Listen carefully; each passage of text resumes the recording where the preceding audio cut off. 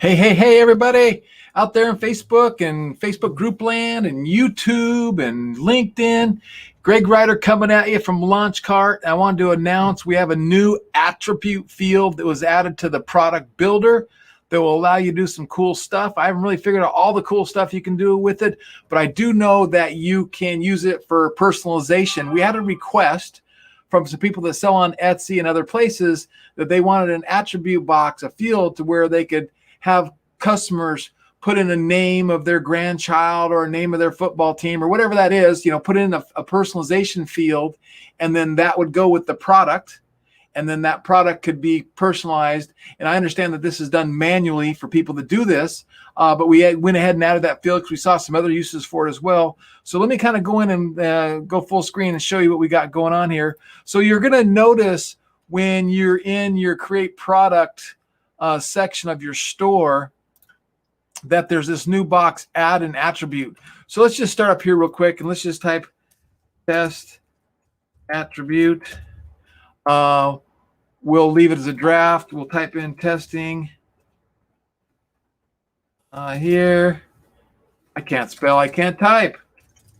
All right, let's just go ahead and put up an image. Let me upload an image of we'll put a LaunchCart logo in there, boom, right? And then you got your price, $24 for the logo, compare it $39. My cost is gonna be $3. And I don't have any variants right now. I'm going to add an attribute, right? So the attribute name is personalized. And I'm doing this for the first time. I really haven't played with this. I could have got somebody else to do this that knew what was going on, but I'm just doing it myself. I want to learn it myself. I'm going to put personalized hat, and then I'm going to go enter name here and field placeover name. And short text, right? Long text, checkbox select. So we can kind of go through those. So if I hit add attribute, right? I don't know what that does. So I'm going to hit save. And then I'm going to go back over here to view under my drafts. And boom, there it is. And you can see I have the word testing here. And I got to put I guess it up here. That's the name of the product. Or that's why I put. So here it is, personalized hat. So I guess I got to go back and change that to say, enter your name here to have your personalized hat, right? So let's go back here and hit edit. And let's see if we can go to settings wheel and enter your name here for personalized hat. Okay. So now if I hit save attribute, I hit save product, and I come back over here to the store or to my product and I hit, see now it changed. That's the wording above there. Then the question mark, let's go back here. Let's just map this out. We'll do this together, right? So we're going to come back down here to this attribute. And so we can see that the attribute name shows up right here, right? So whatever you want to show right here, that's above the attribute field, right? Then the attribute description, inner name here, is that question mark that pops up, right? So that's this little question mark right here, little description, what's going on. And then here's the actual field. And then the actual field, I put name. And again, I could just put your name here, right? Or I got to type your name here. Okay. And I'm going to hit save. And then come down here and save. And then come back over here, hit refresh. So you can see now if I type my name in here, Greg, when this order comes through, that's going to be saved into the attribute field. And I'm going to know that I need to personalize that hat with the name Greg on it, right? So that's one use of that attribute. And again, maybe we have a contest of, what our LaunchCart customers could come up with ideas hey, I'll do this. Anyone come up with a cool idea of how to use the attribute field to increase sales, we'll pop $20 in your marketplace credits in your account. Just tag me in your post, and if I like it, boom, give you $20. So let's come down here and go, okay, I don't want to do short text. Long text is just going to be a bigger field where they can type more information, right? And then you got a checkbox. What would the checkbox be for? Let's see what a checkbox looks like. Let's see here, refresh. Boom, so there's a checkbox. So you might want to have a checkbox. And you know, we were working with the political campaign, the presidential campaign. They had to have some information on here too.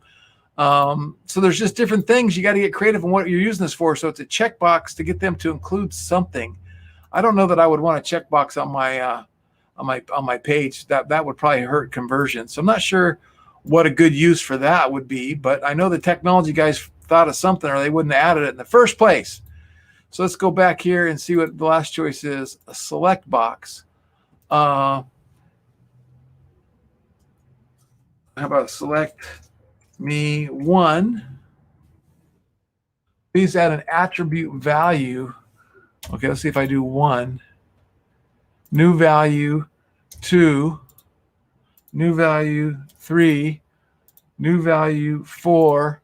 New value 5. Save attribute. I'm not sure. I have a really good idea what I like to do with that, but I'm not sure it's tied in the way I'd want to work it. Like, what if I wanted to add, oh, look, so you have a drop down.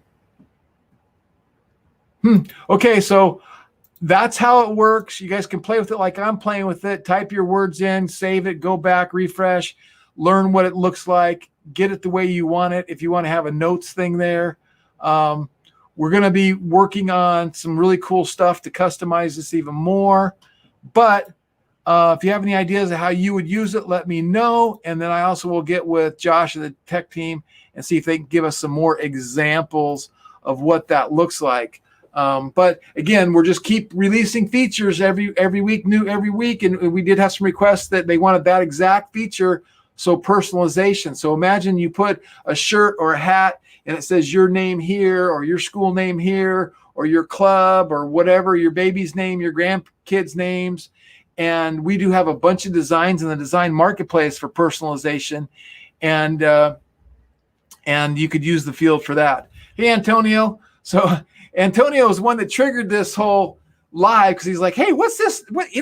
He's actually using the product every day. He's like, what is this new field I see coming up? I'm like, I don't know. I'll do a live about it. We'll figure it out together.